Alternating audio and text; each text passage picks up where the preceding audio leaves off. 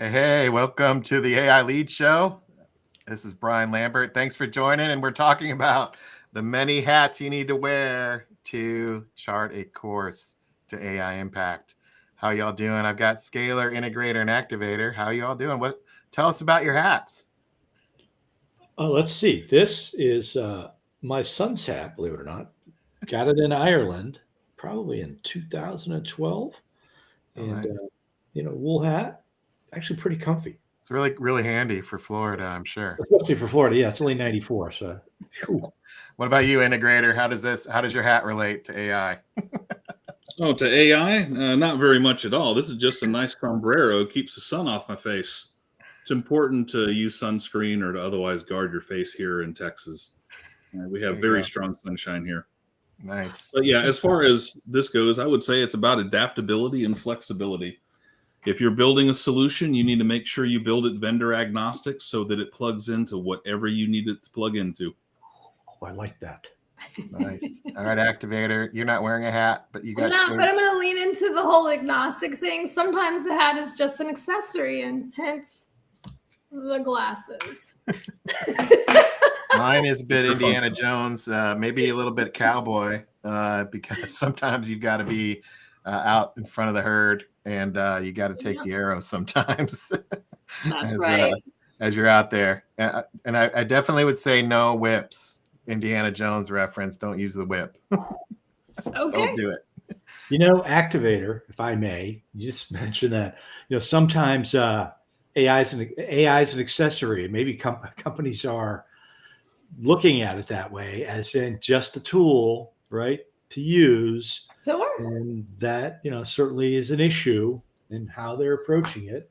I agree. It's just it's not a software application. I think that's the first thing we should just put out there. It's not a software application. It's something different. It's unique, but we might be treating it like a software application because that's what we're used to in our workplace, right? Everything's in a software application. It's using our stored private data, and it could feel like an accessory if not properly trained to your workplace. Absolutely. Yeah, good point. A gimmick or an aside, and there's a lot of hype out there about the different accessories of AI. Yes, there is. Who's the Kim Kardashian of AI? Don't answer that. Yeah, really. I don't even want to go there. Okay, please. I think I know. I would say it's someone we don't know of, but is responsible for a lot of YouTube videos. There's been a lot of AI slop, and I got to admit, I listen to it because I think what they're doing is they're skimming history books or they're skimming other books, and I love listening to it. I know it's an AI-generated voice, but who else is going to talk to me about Foucault, right? Well, the interesting thing about those is they're all the same voice. It's like they're all using the same platform or the same speaker. I'm like, I wonder what platform they're all using for that. And then they have those videos that look like they're patched together from Sora. Those little 5-second loops. Interesting story for AI generation.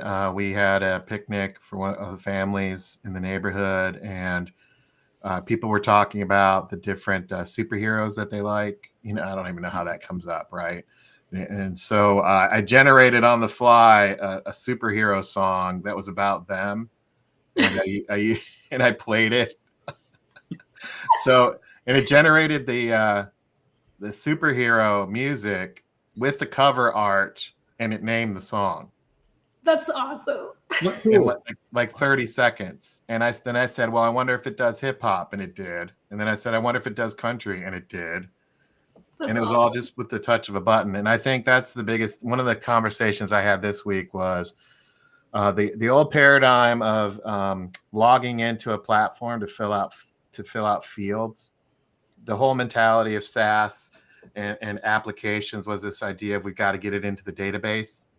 So what we're going to do is we're going to build all these screens that you load information in, and all of the button clicking is about putting things into this app.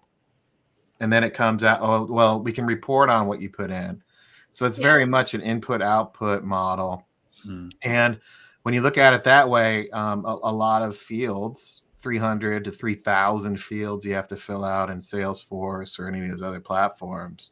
They're manual data entry tasks, and you start looking at them now. And I had this whole conversation with a VC company around the idea that everything's now becoming push button, and nobody wants to put anything in. So what if your technology is not putting stuff in? What if your technology is having a cup of coffee and clicking buttons to help you do your job? Like, what would that actually do for most of these applications? It would put them by the wayside. You wouldn't use them anymore. And that's what's happening. Like, for example, talent or training space. We must go in and fill out all this stuff so we have a course. Why not just hit a button? Like, what would it be if you hit 6 buttons in a row in a guided workflow, as opposed to, filling out forms? I mean, I think it's cool, but there's so many other complicated factors associated with the enterprise architecture and everything they already are doing and everything they already have in place. So there's a mountain of data. A lot of the data, it's redundant because there's different systems for different parts of the organization. And even if you do get to the push button, then what's your source data, right? Because without data, there's no AI. So there still needs to be some foundational component for that push button concept to work. Yep. Yeah. And so that actually brings up another point. I was on a call with, actually come to find out, it was one of the lead architects of Microsoft Azure back in the day. And we were talking about the two major pinch points, if you will, the friction points with AI. And one of them was what you just said, Activator. It's the underlying instrumentation of the cloud, for example, right, is in the way of a lot of this, because how was the cloud built? Well, it was built with cloud engineer. Well, with the network and engineer in mind, a persona of technical people that sat in the office and had servers under their desk. So we need to build the cloud and so those personas can move to the cloud. So we're going to build those traditional roles and put it in the cloud. So now you have the whole cloud being instrumented by how a network engineer or a security engineer or times 200 different roles, for example. I don't even know what the number is, but it's a big number. It's a big number. And what they're finding in these larger companies like Spotify, Netflix, Facebook, Microsoft, they can't even use what we would consider the hyperscaler cloud of Azure, Amazon, AWS. Like, that's for everybody else who still has legacy thinking around how they organize quote unquote cloud or apps or security, because it's all built by the org chart. And he spent 20 minutes talking about that pinch point of the instrumentation. The other pinch point is around the mentality of that and the mindset. People don't have a growth mindset anymore to explore what's really possible. They spend all their time in the mindset of what we cannot do or what we must do because of these confined applications. So in order to drive change in enterprises, what did they do? And he was talking about, the idea that people, when they roll out things and implement things, they train to that technology platform. So you basically have, over the years, 30 years, reinforced that siloed thinking, and you've put it into a single pane of siloedness, basically. Yeah, it's replicating the silo. Absolutely. Right. And that's a huge problem. And these companies at what I would consider the tippy top of AI operating model, AI investment, AI engineering, are actually having to re-platform everything. That makes total sense to me. So which our listeners would all say, well, that's not my job. That's not my role. That's above my pay grade. That's not for me to decide. I'm going to stay doing my thing in my role. And I would say, fine, go ahead and do that. It might take 20 or 30 years, but eventually you're going to be in the AI space, because this pattern is the exact same pattern of moving to the cloud, right? So now everybody's cloud. Now here comes AI. It's the next wave. What do you all think of that discussion? Well, I would think about, you talk about everybody's coming to AI. Well, AI is coming to you. Even if you stay in the same pane of glass, it's only a matter of time before AI input starts showing up in that pane of glass. You mentioned replatforming.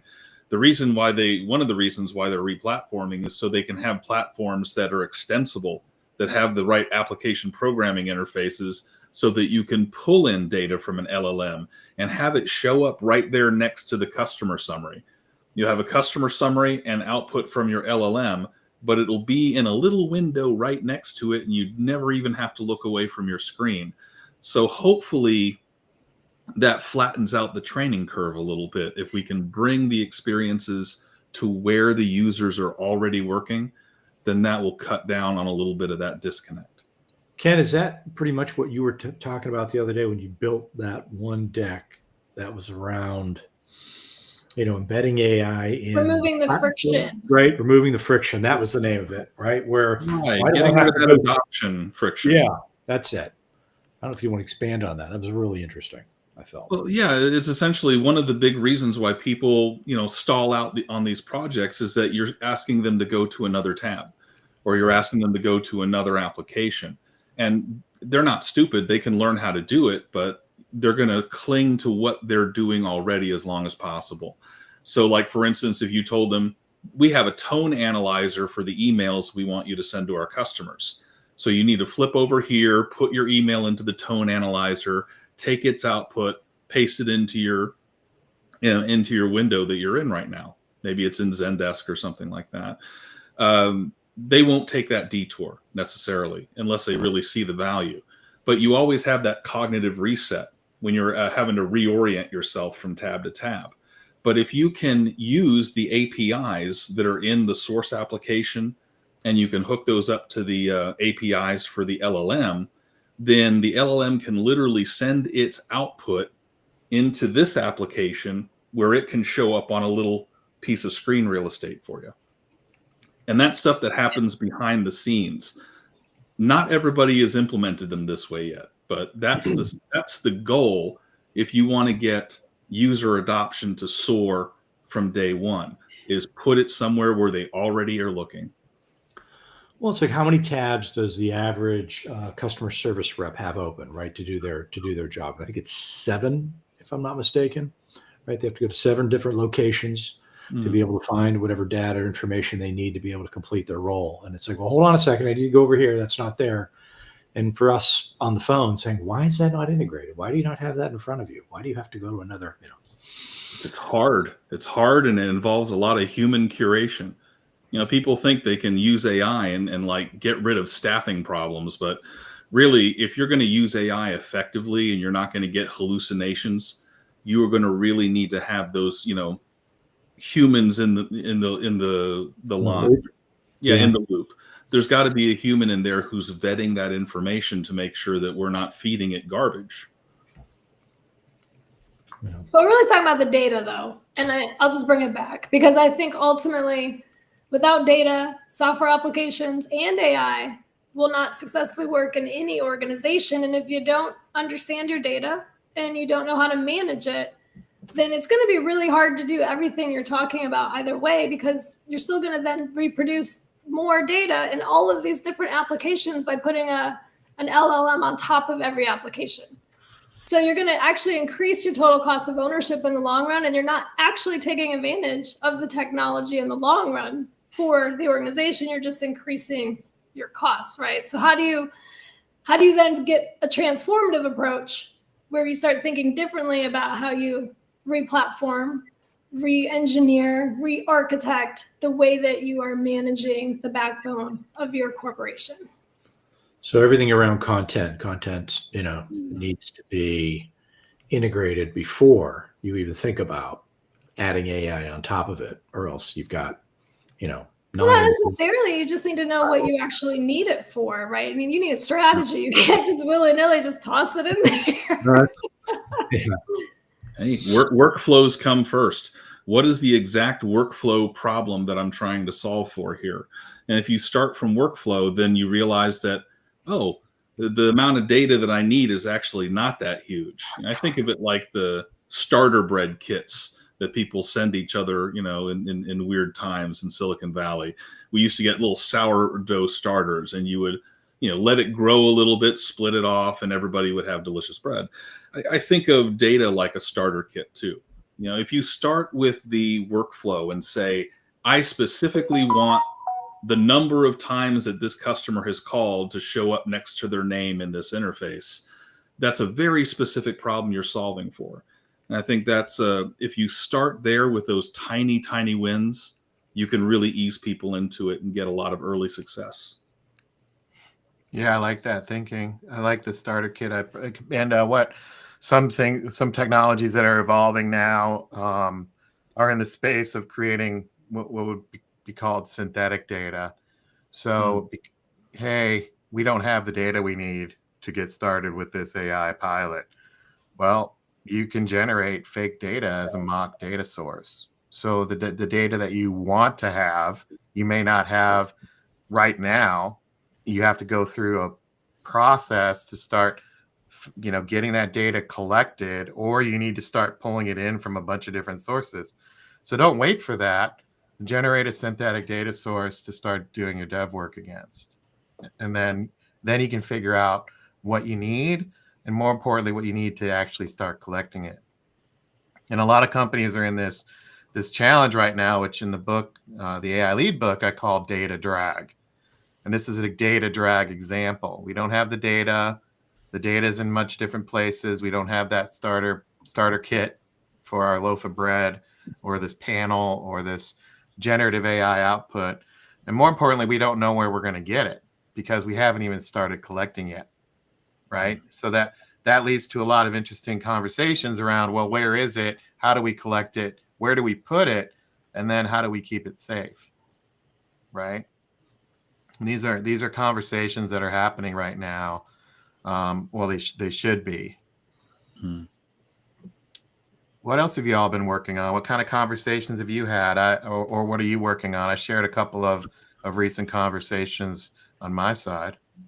Well, you know, from some of the, working on a number of things, but one of the things that I keep seeing in a lot of the posts on LinkedIn around AI is that it's very much aimed at technical people. You know, a lot of those. In fact, there was one this morning that was really about technical roles. And I don't know what percentage of the workforce is, you know, technically minded or in those types of roles, but there's a huge amount of knowledge workers out there that, you know, what about them? How are they able, what do they need to be able to do to make sense of this? Because it's not about, you know, how many administrative assistants need to go learn how to build an agent, right? Or learn to code. Not that many, I imagine. So that still brings up, you know, the questions as I kind of reply back to them. Well, what about, and I get, you know, likes and responses to that, but what about the non-technical people? Or again, is LinkedIn made up pretty much of a different subset of individuals, and maybe the people that I'm thinking about aren't even on there, right? Maybe they're on Facebook, maybe they're Instagram people, maybe they're not even connected at all. And what about that group? And I think that's really kind of at the heart of, you know, us trying to future-proof people's careers and help these people that are not represented in these conversations learn AI, right? Thus building an AI prompting essentials course and wanting to offer it to those types of individuals, because it's not that difficult. And then the other thing you see is it's kind of dichotomous. You've got one side, it's all the hype around AI where you can make money doing this quickly. And they're just all this garbage they put together out there trying to sell, you know. And on the other side, it's just about enterprise. And again, what about people in the middle that are actually going to be working alongside, you know, AI within their workflows, whether they're in nursing, whether they're administrative assistants, whether they are warehouse workers, right? What about them? And that's where my mind is. And that's where I've been spending, you know, my time. And that's the audience that, you know, I'm looking, and us at, in the digital command academy are looking to support. So that's where I'm thinking. Wow, you really got me thinking there about how LinkedIn, yeah, it is kind of a really self-selected group. So, I mean, you're already, just by virtue of them having a LinkedIn account and looking around on LinkedIn, they're already kind of linked in, so to speak, right? The bias there is going to be towards technology. But I also think about the people who are stuck there behind the desk and they're thinking about what to do.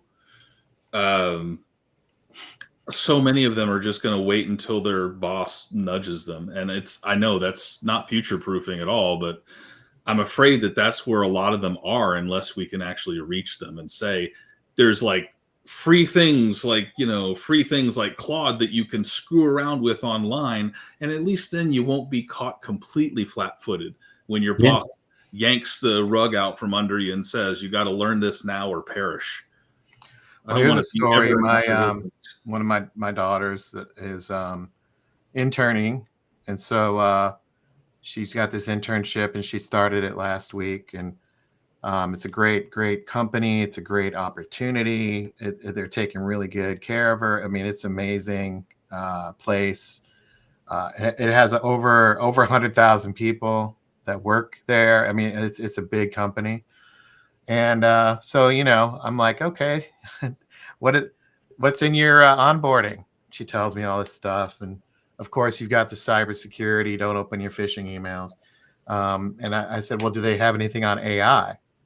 And she stopped. She's like, no, I don't. No, they don't. They don't have anything on AI. That's not good. I said, well, what do you mean? Like any policies, any training? She's like, no, come to think of it, never brought it up, never no training on it. She's like, should I ask them? I'm like, I'm like, you know, a guy. Probably. You know, a guy. What do you all think? So I'm a 21-year-old, brand new, not even graduated college. I'm onboarded, and my dad just asked me about is there AI in this 100,000 person company? What advice would you give me? Wow, that's a good one. So I'm thinking about my middle schooler right now and how they learned how to hack Chromebooks and do all sorts of interesting things, and the IT department in the school didn't catch on one time all school year. And this is it's happening so fast. And Wait, run that by me. Do that again. They were able to hack the Chromebook, right, and get it to do things it wasn't supposed to by bypassing the guardrails in the system. So what they would do is they would turn on their phones in their backpacks, put them onto the Wi-Fi capability where you could just use your phone as a hotspot. Then they would connect their Chromebook to the hotspot and completely bypass the network that had all the guardrails for keeping the kids off of the sites they're not supposed to be on. Once they would do that, then they would go in and start gaming during class, because there's no way that the Chromebook now that's connected to their phone, essentially not the school network, is now getting free access to anything, including AI tools, by the way, so they can go out and do whatever they want with their computers in middle school during class. So what do you have to do? Go out? Do they get caught and they have to go out, stand in the hall like we used to, or? They don't even try to catch them because it's chaos. It's middle school. They don't even know it's probably happening. They're like, but so this is a great point. So, you have middle schoolers hacking Chromebooks to get online and game during class. And that's basically the example there is that's a technical capability they've developed. Yes. And then, my daughter, who I would, obviously I'm teaching her to be AI fluent. I'm teaching her about how to use these different bots, how to use it for data. I'm telling her at the same time, look, you can't use company data in these things. Do not, don't do that. You've got to be aware there's a difference between enterprise AI and commercial use. You've got to have a line there, and you need to lean into what your company's saying. I'm giving her that pep talk before she goes. And then come to find out they're saying nothing. Nothing. So now she literally said, what should I do? So what advice would you give her? Well, I think she needs to review what her ethics are on this topic. I'd start there. Is it ethical to use AI to do your job if it's not a part of your job description? So if I she need would to say perform, no. if I need to perform work and it says these are the tools you should use and Chat GPT is not on there, then ethically I shouldn't be using it, right? Well, yeah, that's not the question. The question is she's trying to figure out if she should be talking to somebody to get their Yes, ball rolling on a policy. That's where she's at. She knows I she's love not. it. Yeah, I'm all for it. There needs to be a policy. I Absolutely. know a person. Yeah. Well, she knows that she's not going to use it. She knows that she's going to stay out of, and there's zero chance she's going to hit that URL. That's not the Right. question she's asking. The question is, what should I do? And she's meaning like, should I talk to my boss about, hey, you might want to get on this AI thing? Well, I would say yes. She should ask and get very specific direction and see what they say. I mean, I'd be curious because ultimately, if you want to do a good job somewhere, it's important to know what the expectations are. So this gets into a little bit of the cultural norming. If there's an unstated expectation that you're not supposed to be doing it, if you don't ask, you'll never know. Not until you get slapped on the hand, right? So well, okay, you guys are missing the point. She knows she's not supposed to use it. She knows that they don't want her using that because it's out of the policy. It's like not even a thing. It doesn't exist to them. So you have somebody who's been to, let's say, another country, and they've been exposed to a whole new technology, and now they're coming into the place. So should she explain what this technology is? These are the questions that she's asking.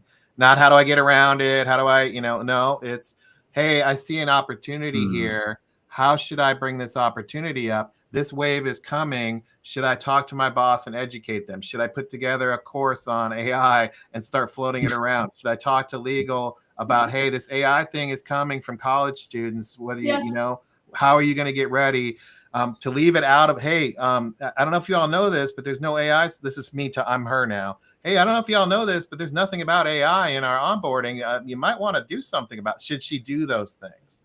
Like she's in the space of, there's a problem here, opportunity here. Should I just ignore it? Or do I use my internness to bring it up? That's the dilemma. She's got nothing to lose. I would say, yeah, it's just how much I would encourage her to, because her proactivity might be rewarded in the end, and she might actually get way more out of this internship by saying something and getting engaged in a different way than just by sitting and coloring, right? I mean, ultimately, like it's practice for the real world. So you might as well just see if those kinds of conversations will go anywhere, right? And she'll learn something from that experience. Absolutely. Yeah. In the right corporate culture, you can go directly to legal and just say, look, this is what's going on, because they need to know that they're going to get sued if they say nothing, right? Someone in the company will use it. Someone in the company will use customer data. If you get fired, they will get sued unless they do something. Well, let's unpack that. I'm laughing, but I think I need to roll back my laugh for a second, because actually that's a very, very serious. So let's unpack that. What do you mean, Ken? Oh, I mean, like, talk to the legal department. If your boss, and I'm thinking in this kind of situation, the boss might just say, I don't know. I don't know if there's a policy. It's too new. They haven't done it yet. I guarantee you the legal department has a policy or is working on one. But if you go directly to legal and just say, like, hey, I can't seem to find, that's a good one. I can't seem to find our company's policy on responsible AI use. Can you help me out? And most of them, I mean, honestly, they will say, yes, we have one, or yes, we are working on one. And if it's neither of those two, then they're going to be very glad to have heard from you, because there are regulatory compliance things that need to be done. And you could probably be the conduit to kind of turn them on to that. Well, so you could infer culpability. So if we're really trying to unpack it, if let's just say I join a company, I've signed a non-disclosure agreement. The non-disclosure agreement talks about how I'm not supposed to share proprietary information, specific things about the company. So I will presume, and a connection could be made, let's say in a court of law, that means if I take data that's not mine, that belongs to the company, and I put it somewhere else, I have now violated my non-disclosure agreement because I have put proprietary information outside of the corporate firewall, right?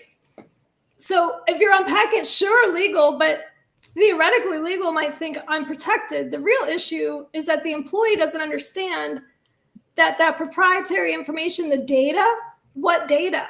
Well, really, theoretically, it's all data. Like, what if I took an email and I pop it into ChatGPT, not within the firewall, and now I put somebody else's information in there?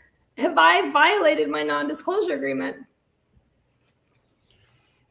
Yeah, and we're not lawyers, but Right. Well, we got to pick, like, say, like, I've seen have complaints. I violated it? well, I would say, you know, again, we're not lawyers. Talk to your lawyer if you, but think about that, right? There's a logical piece to this that, and I also think, you know, that AI is happening.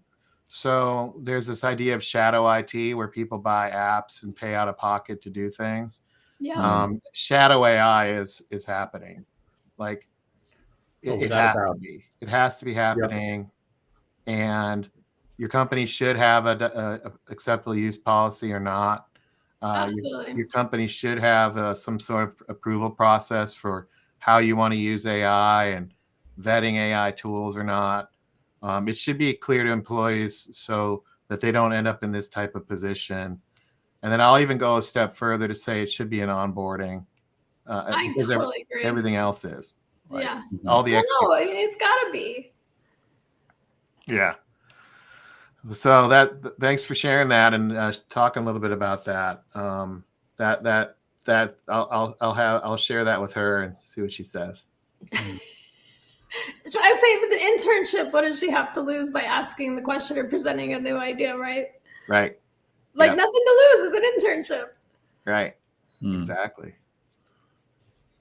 Awesome. What else do you have been working on want to talk about? Well, I mean, I think this is akin to what I've been working on, which is to think through and get a developed training together that is about responsible AI use. Because I spent a lot of time researching this over the last few months, and there's nothing available. There's nothing that really brings it all together. You can read articles and different pieces, but I would say contextually, one thing I was running into is where is that soundbite that you could go through in an onboarding process so that you did understand what your role was in use of AI when you're working at a company and you don't own the data, right? The company owns the data. So that's important. And I think it's necessary. And there's so many little nuances there, like what you're talking about. What if it's not there? What does it need to say in an acceptable use policy? I mean, is it an inference back to an NDA, or does it need to be spelled out specifically? Does it need to call out every single vendor? Does it need to include every single type of data? Is there a guide? Is there a data guide in the company that I know what I'm allowed to use and what I'm not allowed to use? So it could get big fast. I guess is sort of where I'm going with this. And that to me feels really important. So how do we get that into the hands of onboarding for every company in the world, right? Because it matters. Because all of these companies have intellectual property they're trying to protect. Activator, this is a foolish question around this. We're going to rely on people to make the correct choice once they're informed on what they should or shouldn't do, or at least to refer to whatever guide or compliance, that's laid out before them. And I wonder and this is going to sound like a foolish question from a technical standpoint, is there a way to build a layer in between what you're going to input and your proprietary information that follows your organization's recommendations, so that when you go to put something into a window, it says, no, you can't put that in. It won't allow it. There totally is. It's called DLP, Data Loss Prevention Technology.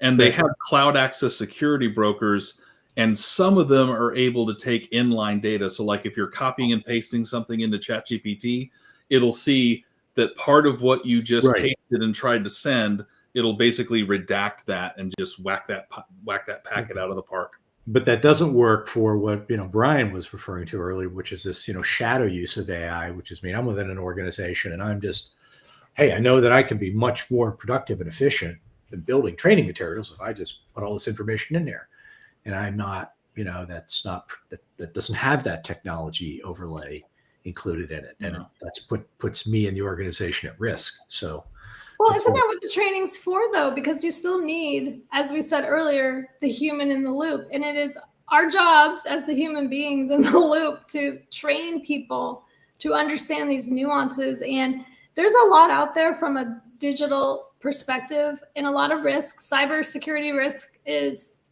on top of mind for all companies now, but it wasn't in the beginning, right? There had to be incident after incident before it became a concern. And then people had to go and build that training so that people would have responsible use in what they do. So they know not to open the document on the phishing email before bringing it in and then exposing the entire company to a virus, right? These are things that now everybody has to do in annual training because it needs to be part of how we work. Maybe we should do a show that just shows some examples of what not to do, what information, just visually lay it out. Well, I'll give you an example of what happened to me recently. So I was in a chat on an online forum the other day, and I wasn't really thinking about it. We were just chatting back and forth and I had some questions, and I was going through Q&A. So they took my information, everything in our chat, which to me felt private. And I mean, it's not though, because it's somebody's online forum. None of it's private. But in my head, like my thoughts, my ideas, they're mine. I own them, right? Don't I? Or do I? And they took all that information, they loaded it into a GPT type app that they were using, and they asked it to summarize our chat without asking me. And that's okay, maybe, or is it, right? So we don't know. Well, when somebody's taking something we put in an email or we put on social media or we wrote in a book, maybe books have rights at least, but not everything is protected either. So this problem it could be bigger than we even think, because anything now and everything that you do in any place, whether it's email, chats, texting on your phone, like all the data, everything you say, your fingerprints, they're everywhere and available, whether or not you want them to be through this inferred consent process sometimes. So it is important that people understand that. Yeah, and it's also important to think through what's really happening here, right? So when you are on an online platform, it is technically an online platform. You have to know of course, how I know that, but I was just laughing that they did that, right? And then those platforms, as you know, have their use policies about how they collect data. And over in Europe, they have the GDPR laws that you have to disclose how you're using information, what kind of cookies you're collecting. California also passed a law around that, but look how long it took, right? So this is important from a legal perspective. And again, we're not lawyers, but the internet came out a long time before the Europeans passed GDPR and California passed their identity protection type of laws that they say, hey, let's get the legal framework in place for how online information is used and what you're doing with this information, and you must disclose to users what's up. That took a good 30 years. But it's still legal jargon though, because it's terms and conditions for use. And those you're not a lawyer. I'm not a lawyer. Do I need a lawyer every time I start using a technology? I feel like I might. Well, so here's one. So now fast forward. The reason why I was framing that out, and I agree, and the reason why I was framing this out is the legal system is woefully behind many of these advancements, and it's way behind on the intellectual property laws and also now the AI usage. There are a lot of conundrums in intellectual property laws. And now there's going to be a lot of conundrums in AI. For example, just yesterday, Reddit online forum, a lot of trusted comments on there. Most people that are in college now, around that age of getting undergrad after their primary school, they use Reddit as a source of truth and a trusted source. Well, so did Anthropic, who scraped the entire Reddit. Apparently, according to the lawsuit, scraped all those public information. Now it's public data, but it's on the Reddit platform. So if you know how these LLMs work, these platform models work, they spent trillions of dollars training the model on what? Web information like Reddit. So now this is going to be a lawsuit, which legally speaking, you have to pay attention to where the lawsuits go. Business speaking, I mean, the business side of this, the legal piece of this has to kind of wrestle itself out. This is the same thing as Microsoft's Apple's challenge with the Lightning port. Hey, we're going to have our own proprietary Lightning port. And Europe said after 15 years after the iPhone comes out, you can't do that anymore. That took 15 years to get to a standard USB from the legal perspective of Apple's got a monopoly with their accessories. You got to open this up. So these things will take multiple years. These will not resolve in next week. They will not resolve next year. This is going to take 10 to 15 years to pan out. So that means that you as a user need to be comfortable with or not, or you as a user need to understand what's really happening here. There's a difference to me between what's happening on this with the public information that you knew everybody's going to read. It feels a little bit different than, for example, your financial password, user information, social security number, getting stolen. Like that I will put into a different category of getting ripped off for versus me chatting into an online portal. It just feels completely different. Well, let's pick on a different example. When you upload a resume, a lot of times on your resume, you have your phone number, your address, sometimes other personal information. You probably shouldn't be uploading that in, at least not that part. But you didn't know until you already did it, and you've put it out there. Now your home address and your name are connected, even though you don't want them to be. Maybe you could still get to it through another online system. There's just so much data out there now. You can't apply without that stuff. Of course you can't. So it's an interesting problem set, right? At the end of the day, that now your personal private information or what you thought was, it's really not anymore, right? I'm sure you could find the address of almost everyone now online by going through the right way to get there. I'm sure you could now. And maybe there was a day when you could do that, maybe with a phone book too, I don't know. But it's just interesting how that's changed. Speaking of phone books. Is AI on the Yellow Pages? Where I live. Yeah. Somebody told me they missed phone books the other day. They really enjoyed looking up information to find companies to solve their needs, like finding a repairman. I was like, really? That's interesting. You missed the Yellow Pages. And where did I go to driving school? AAA, Atlas Driving School. Nice. Second. I remember going to AAA to get maps when I would go on a road trip and try to figure out all these cool things I could do on the way and how much fun it was. It was like a little scavenger hunt. Like now you just go online. Yeah.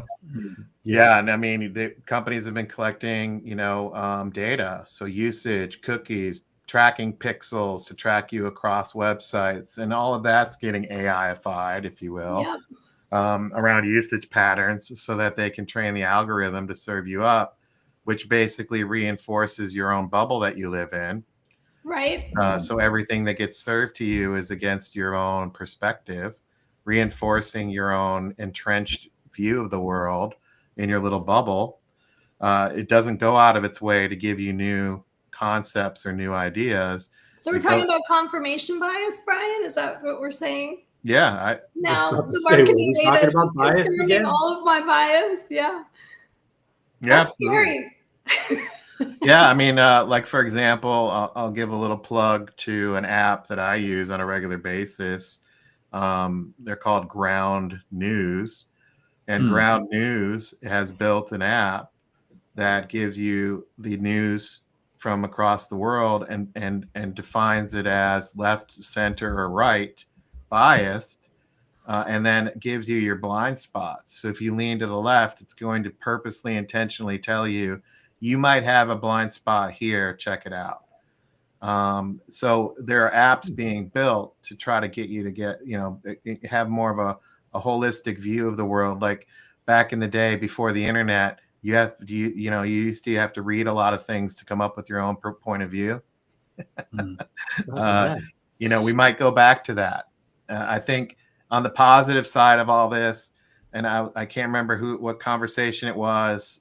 It was with a technology leader in a company, and we were talking about this in convergence. It was a convergence conversation about how AI, if you use it well, you can converge so many different disciplines into a discussion, into an output, into an analysis. And you could purposely ask it to give you specific perspectives and kind of put it on a problem on the table, if you will, virtually speaking, and walk the table of different perspectives. So what would marketing think of this? What would finance? You're asking the chatbot.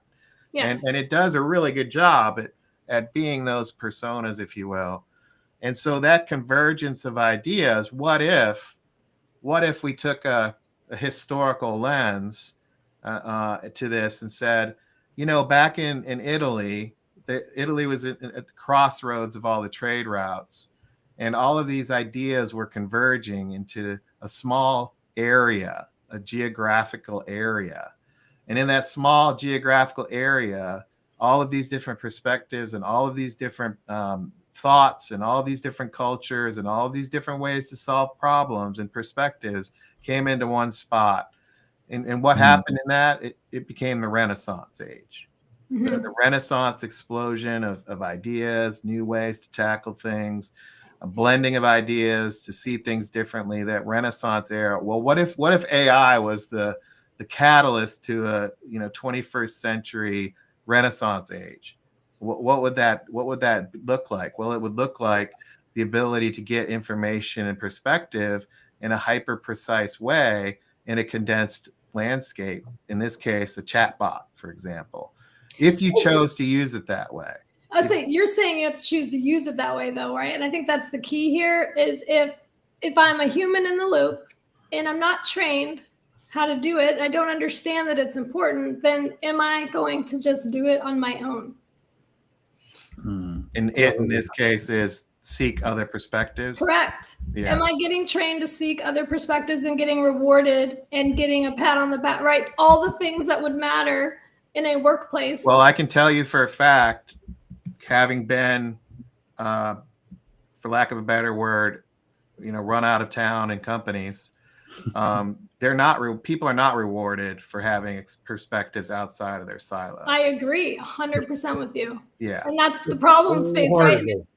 How do you start to interrupt that? Even if we have the ability, a group, a larger force, in like a Renaissance, it wasn't one company, right? It wasn't one thing. It was a group of humans that came together and the renegades gave each other the support and the collaboration needed to have those interesting thoughts, to be more forward leaning and to start to experiment and discover. And what they had was the space to do it.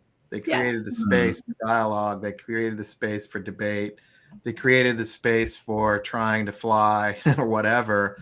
That doesn't exist in most companies. So this Renaissance age of disruption will come external. So you can choose to stay in your cocoon comfort zone of your silo and feel busy all day and get a paycheck. And I'd say most people are going to be in that boat. Just be aware that at some point you will get disrupted. There is no doubt that it will. The airplane is going to get invented and people will fly. The automobile is going to get invented and people are going to drive it. You could pretend that it's not coming, but it is. And how long will it be? You might be in the boat. Look, you know what? I got 15 years left in my career. I'm going to hunker down and I'm not going to get disrupted. You could go ahead and say that. That's your prerogative. Until you get laid off and you have no hireable skills, right? Which is happening. I know 3 people that are in the tech space that now drive Ubers. Wow, 3? Yep. I've thought about it based on how much I drive my kids around lately. I'm like, I might as well be driving other people for money too. Uber's hard. When I talk to them, I don't want to do it. It is grueling. I drive a lot. it is grueling, wear and tear on yourself and your vehicle. I bet. Yeah. But they couldn't find a tech job. There's a lot out there around the knowledge worker, white collar technology, knowledge worker bloodbath. And it's the same type of, again, in the historical lens, it's the same one that the quote unquote blue collar workforce had to go through and endure with offshoring and globalization, plus technology. Technology took away a lot of jobs from a lot of people. Well, guess what? Now it's happening to the people who took the jobs, to the white collar workforce, the IT folks. They're the ones getting laid off now. So that's the conundrum. And I think, where's the opportunity in that? Well, the opportunity in that is to get smart about what your perspectives are and to also get outside your comfort zone and to think through what impact and value you have. And most people have a ton of value to add. It's just they might have to apply their skills and their knowledge and their perspective in a little bit of a different way. Yeah, try something new. Put on a purple collar shirt. Right there. That's what it is. Yeah, absolutely. In a Renaissance. Get in the Renaissance. Yeah. Yeah. Bring back your sombrero. Put on a new hat. We're ready. Is that where we are? We're gonna do this. Okay. Oh yeah. After. It does seem appropriate to say I'm gonna put on a new hat in the AI world. And yep. I mean, I'm now you look like an Uber driver, Scalar. Right? I mean, yeah, Mark, we're gonna start working for Uber. Let's go. You do look like an Uber driver, Scalar. Maybe in London or Scotland. an international Uber driver. Right? Whatever. I want all those gadgets that they had on Men in Black to go with my glasses. Go after aliens if there are any. Oh, to erase people's memories? Ooh, that would be fun. Then they might want to actually use our technology change. I don't even remember the old software. Yeah, they could be unencumbered. Unencumbered by what has been. That's no right. bad habits to unlearn. Well, I got to say that what did run around in the back of my brain when I was giving my diatribe on the Renaissance age, that a lot of folks that I talk to are just now graduating. I actually have an intern that's working with me right now. Maybe we'll have him on the show soon before the summer's out. And you know what? They're learning things, and he's very malleable to learning things. And what he's discovering is that stuff that they're teaching in his premier school that he's at, that is a tier one, very reputable school. They're teaching none of the stuff that he's learning hanging out with me around AI and data and thinking through how you can build a chatbot or how you can build out a technology or how you use APIs to connect the world together. He's not in that at all. And so, he's getting a whole different perspective of this. And at the same time, he's, having to deal with the fact that they're going to run him through this standard curriculum of computer science. And so these things are going to keep happening. Fast forward, another person I'm working with has that computer science degree, and they're doing their AI coding. They're doing the whole vibe coding thing. And he said that he has trouble finding people to leverage AI coding platforms. They just won't do it. And the last point on that is this, back to the earlier conversation where I was talking about the architect, one of the head architects at Microsoft Azure back in the day, who's still working and he's still engaged with companies. Said that these companies that I mentioned that are re-platforming, that aren't even using regular cloud anymore, they have a 500x quantified, documented 500x improvement in their engineering team, the coding team, using AI. And wow. he said, take 2,000 engineers with a 500x, and the gap between those that are doing this and those that are not is only going to widen. And that's a real conversation from 3 days ago. Wow. So you can choose to not do this, but I think, you've got to figure out how to lean in because there is a different type of digital divide coming. It's the AI divide. And it's not about connecting people to physical cables and networks, which is what the digital divide was.